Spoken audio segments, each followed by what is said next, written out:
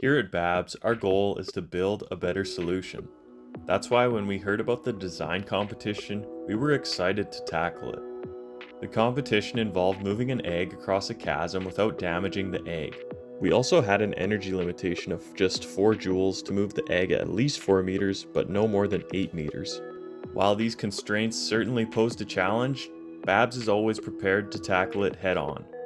We knew we had to deliver an accurate and precise solution that was low in life cycle emissions while being simple and reliable. With that in mind, we got right to work. We started our work by researching the problem so we could engineer an appropriate solution. This included looking at different ways to transport the egg and different methods of energy storage. Our ideation process led us to a bunch of ideas. We quickly phased out some not so great alternatives, and our group trimmed down our options to only 4. These 4 options included an extending bridge, a scissor arm extender, an egg glider, and an egg catapult.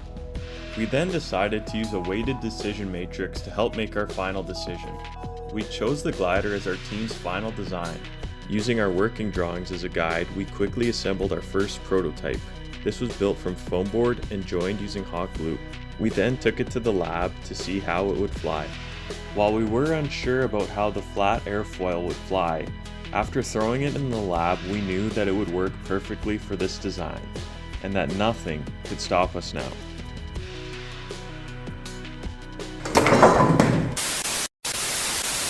Okay, maybe the glider could use some improvements, but we did know it worked, and that allowed us to focus on another part of our design, the launcher.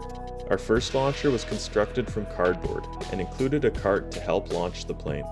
However, launching the glider from the cart proved to be quite challenging.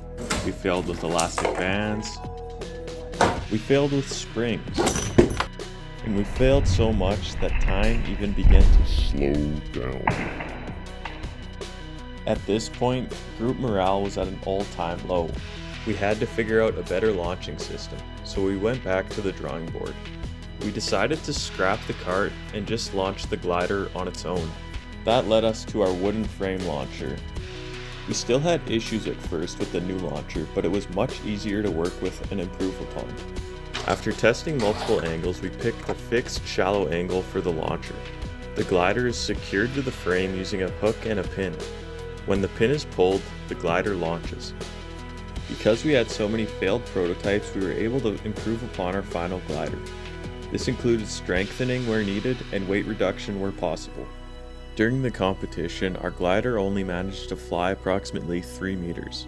However, it consistently landed in the same area and the egg was securely delivered both runs. While this was falling short of the design's 4-meter goal, we were happy with how much we had improved on the design.